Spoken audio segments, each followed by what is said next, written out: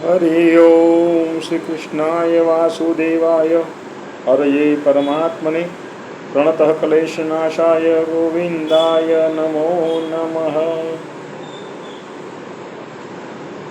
काले આપણે ગીતાજીના 5મા અધ્યાયના 11 શ્લોક સુધી પઠન કર્યું હતું। આજે 12મા શ્લોકથી પુનઃ આરંભ થાય છે, તો શ્રોતાઓ ધ્યાન ધરીને સાંભળશો, એનું મનન કરશો, જીવનમાં ઉતારવાનો પ્રયત્ન કરશો અને બને એટલી આ ચેનલને સબસ્ક્રાઇબ કરશો, શેર કરશો અને લાઈક કરશો। શ્રી કૃષ્ણાર્પણમસ્તુ। બીજી એક વચમાં મારે બહુ સરસ મજાની વાત તમને લોકોને કહેવી છે, બરાબર? મને મગજમાં આવ્યું છે, આપણે ઓલું પ્રમોટ વિડીયો બનાવીને પ્રમોટ કરવું ને ઓલું બધું કરવું, એ બધું નથી ભાવતું। આમ આમ આમ આમ અંદરથી જે અવાજ આવે ને એ હું કહી દઉં। મેં હજી લાલો પિક્ચર જોયું નથી, પણ હું ફેસબુકમાં બેઠો હોઉં ને એટલે ઝીણા ઝીણા નાના નાના ટુકડા આવે, જોવા જવાનો સમય મળ્યો જ નથી, કેમ કે યોગ આવતો નથી। જ્યારે કૃષ્ણ યોગ ઊભો કરશે ત્યારે કૃષ્ણ મને અહીંયા થિયેટર સુધી ખેંચી જશે કે ખેંચી જશે કે હાલો, કૃષ્ણ પોતે મને યોગ કરી આપશે ઓલું। બાકી હજી સમયનો અવકાશ થયો નથી મારે, બરાબર? એટલે પ્રભુને કીધું છે કે આ પિક્ચર છે ને ખરેખર જોવા જેવું। અને બીજું ખાસ જેના માટે હું વાત કરી રહ્યો છું, આ ગીતા જ્ઞાન જેટલું જ મહત્વનું છે આ વસ્તુ, જે હું કહું છું। વર્ષોથી આ પ્રજાને છે ને ધીમે ધીમે કૃષ્ણ છે ને અમુક જગ્યાએથી ભૂલાતા જતા હતા। લોકો કૃષ્ણને માનતા ખરા, પણ કૃષ્ણ સદા સહાય તે, તમે હરતા ફરતા ચાલતા બેસતા કૃષ્ણનો અનુભવ કરો, કૃષ્ણ તમારી ભેગા જ છે, બરાબર? આજે ભલે 1 કે 2 શ્લોકનું જ ખાલી પઠન થાય એનો વાંધો નહીં, પણ મારે આજે કૃષ્ણ ભગવાનની વાત કરવી છે, મને એમ થયું છે। હવે એ જે કલાકાર છે ને સુહૃદભાઈ કે કંઈક ગોસ્વામીભાઈ છે, અને આ 3 કલાકારો છે, બરાબર? એક બેન છે, હિરોઈન છે, એ સરસ મજાના, એ બહુ સરસ અભિનય કર્યો છે, બરાબર? મેં ટુકડામાં એ લોકોનો જે અભિનય જોયો ને, અને એ જે કલાકાર છે ગોસ્વામીભાઈ આપણે, એ માણસની આંખમાં જ્યારે કૃષ્ણનો રોલ કરે છે ને, ત્યારે એવું લાગે છે કે જાણે એની અંદર કૃષ્ણ પોતે પ્રવેશી ગયા છે અને પોતે કૃષ્ણના ભાવમાં જ રોલ કર્યો છે। અને હજી અત્યારે ક્યાંક પ્રમોશનમાં એ ઇન્ટરવ્યૂ બધાને આપે છે, ત્યારે એ ભાઈ પોતાની દુનિયામાં જ ખોવાયેલા હોય છે। આમ એમની આંખોમાં જુઓ, એમના વર્તનમાં જુઓ, તો એક અલગ જ પ્રકારનું વ્યક્તિત્વ થયું છે, બરાબર? મેં જોયું એ લોકોમાં કે ના, ખરેખર આ લોકોએ દિલથી પિક્ચર બનાવ્યું છે। અને મને કાંઈ કોકે આમ કીધું હોય કે તું લાલો પિક્ચરનું પ્રમોશન કરજો બધા કે, એટલે હું નથી કહેતો, અમારા હૃદયનો અવાજ છે, તમને અનુભવાય તો। મેં જોયું છે ખરેખર, અને આ વ્યક્તિ, આ જે 3 જણા છે ને, બરાબર, એમને દિલથી આમ લાલો એટલે લાલો, બરાબર? એક બહુ જોરદાર પિક્ચર 50 વર્ષમાં છે ને લોકોએ બહુ એવી ટેકનિકથી પિક્ચર બનાવ્યા, અર્બન પિક્ચરો બનાવ્યા, અમુક પિક્ચરોમાં તો દ્વિઅર્થી સંવાદો વાપર્યા છે, બરાબર? અને અત્યારે અમુક નાટકોમાં દ્વિઅર્થી સંવાદો વાપરે છે પૈસા અને પ્રસિદ્ધિ માટે થઈને। અને આ લોકોએ તો પૂરી મહેનત કરી અને 20-20 કલાક મહેનત કરી, ગાંઠના પૈસા ખિસ્સા ખાલી કરી, કોકની પાસેથી ઉઘરાણા કરી, અને એક એવું સાહસ કર્યું, અને ભગવાને એને આગળ ધક્કો મારી દીધો, બરાબર? હજી ઘણા લોકો આગળ વધશે। ખાસ મહત્વની વાત એ છે, આ વાત તો પૂરી થઈ કે ભગવાન કૃષ્ણનો આ જે કેફ ચડ્યો છે ને પ્રજાને, પહેલેથી હું કહેતો જ આવું છું, આજે વર્ષો થયા, મારા અમુકના 4-5 મહિના પહેલાંના વિડીયોમાં મેં કીધેલું છે બ્લોગની અંદર કે કૃષ્ણ સદા તમારી ભેગા જ છે, તમે ગમે ત્યાં જાઓ।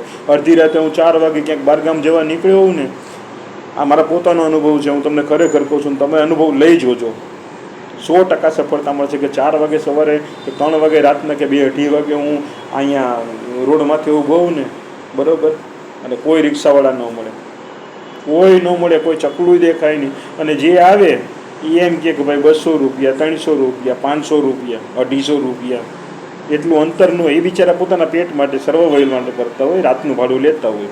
ના, વાત સાચી છે, એમની રીતે સાચા છે. પણ હું શું કહું છું કે આપણું એટલું હોય નહીં, બરાબર.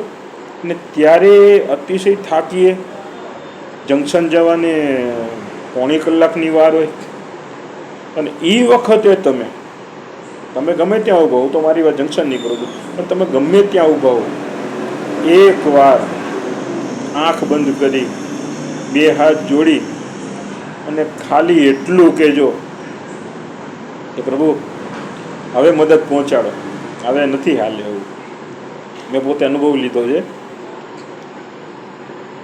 સાહેબ. 10 મિનિટમાં મદદ ન આવે ને, 10 મિનિટની અંદર, તો કેવું તમારે? અને એવી મદદ આવશે ને કે તમે જ્યારે તમારા ગંતવ્ય સ્થળે પહોંચશો ને, ત્યારે તમને લાઈટ થશે કે આ ખરેખર આ હતું કોણ. આવા બનાવો હાલની તારીખમાં એ બને છે, તમારી આજુબાજુમાં જ છે, આપણી આજુબાજુમાં જ છે. એનો ખાલી અનુભવ કરવાની જરૂર છે, બરાબર. ચાલો ત્યારે આપણે અધ્યાયની શરૂઆત કરીએ, બરાબર. અને લાલો પિક્ચર જોઈ આવજો એકવાર. હું તો જોવા જવાનો જ છું, અને તમે જોઈ આવજો, ખરેખર બહુ મજા આવશે, બરાબર. હરિ ઓમ મુકમ કરોતિ વાચાલમ પંગુ લંઘયતે ગિરિમ યત કૃપાતમહં વંદે પરમાનંદમ માધવમ વસુદેવમ સુતમ દેવમ કંસચારુણમર્દનમ દેવકી પરમાનંદમ કૃષ્ણમ વંદે જગદ્ગુરુ.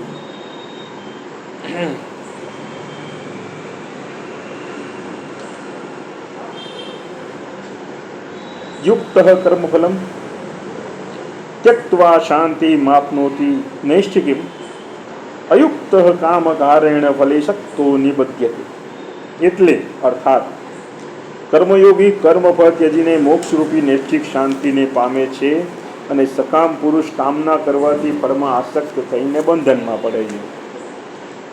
સંયમી આ સકામ પુરુષ અને નિષ્કામની જે ભાવના છે ને, અમને સમજાવું, બરાબર, કે સંયમી કર્મયોગી કર્મફળ ત્યજીને, કર્મ તો કરે જ છે, પણ કર્મફળ ત્યજીને, બરાબર, આરામ પોતે નૈષ્ઠિક શાંતિને પામે છે, નૈષ્ઠિક શાંતિને.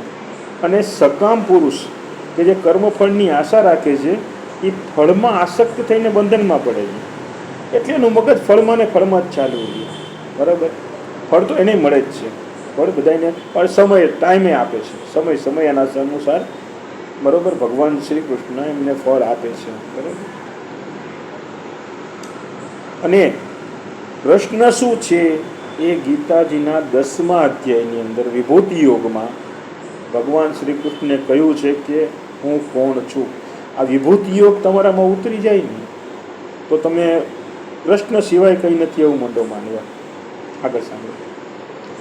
સંયમી મનુષ્ય મનથી સર્વ કર્મોમાં કર્તાપણાના ભાવનો ત્યાગ કરીને 9 દ્વારવાળા શરીરરૂપી નગરમાં કંઈ પણ કરતો કે કરાવતો ન હોય એમ સુખે પીરીએ છે. પરમાત્મા પ્રાણીઓના કર્તાપણાને, કર્મને કે કર્મોના ફળને સર્જતો નથી. પરમાત્મા પ્રાણીઓના કર્તાપણાના કર્મને કે કર્મોના ફળને સર્જતો નથી, પરંતુ સ્વભાવરૂપ પ્રકૃતિ જ એ પ્રમાણે પ્રવૃત્ત થાય છે. ભગવાન તમને બનાવી દીધા છે, તમારું સર્જન કરી દીધું છે, તમારી પ્રકૃતિને, તમારા વિચારોને સર્જતો નથી. એ તમને, પ્રકૃતિ તમને એ પ્રમાણે પ્રવૃત્ત કરે છે, પ્રવૃત્ત થાય છે. તમે પ્રકૃતિ પ્રમાણે વર્તો છો, બરાબર. તમારા મન ઉપર અધિકાર નથી રાખતા, મન તો દોડે જાય, તમારે પકડવાનું છે. મેં અગાઉ કીધું એ પ્રમાણે, બરાબર. એનું એક દ્રષ્ટાંત આપીને તમને હું કાલે સમજાવીશ, બરાબર. આ શ્લોક આપણે, કેટલામો શ્લોક છે? 14મો શ્લોક છે 5મા અધ્યાયનો, કે આપણે કાલે આ વચમાં લઈને સમજીશું, બરાબર. પ્રભુ કોઈના પાપ કે પુણ્યને માથે લેતો નથી. તમે ગમે એ કરો, કાંઈ માથે નથી લેતો, પરંતુ અજ્ઞાનને લીધે જ્ઞાન ઢંકાયેલું છે, તેથી પ્રાણીઓ મોહ પામે છે. પરંતુ જેમનું એ અજ્ઞાન આત્માના વાસ્તવિક સ્વરૂપના જ્ઞાન વડે નાશ પામ્યું છે, તેમનું તે જ્ઞાન સૂર્યની પેટે પરબ્રહ્મને પ્રકાશિત કરી દે છે. તમે પરબ્રહ્મમાં લીન થઈ જાઓ, કર્મફળની આશા મૂકી દો, એટલે કર્મફળ એ તમારા પરબ્રહ્મને પ્રકાશિત કરી દે. તમારી અંદર એક અલગ પ્રકારનો પ્રકાશ મંડે આવ્યો, અને એ પ્રકાશના જ્ઞાન દ્વારા તમે મૂળ જ્ઞાનને નિહાળી શકો, પરમાત્માનું સ્વરૂપ નિહાળી શકો. આ સીધો સાધો કહેવાનો ભાવાર્થ છે. હવે 16મા શ્લોકે આપણે આજે અલ્પવિરામ મૂકીએ છીએ. આવતીકાલે પાછું 17મા શ્લોકથી શરૂ કરીશું. ગીતાજીનો 5મો અધ્યાય. કૃષ્ણાય વાસુદેવાય હરિએ પરમાત્મને પ્रणत કલેશ નાશાય ગોવિંદાય નમો નમઃ. શ્રી કૃષ્ણાર્પણમસ્તુ. લાલો જોઈ આવજો હો ને. છેલ્લે હજી એકવાર કહું છું,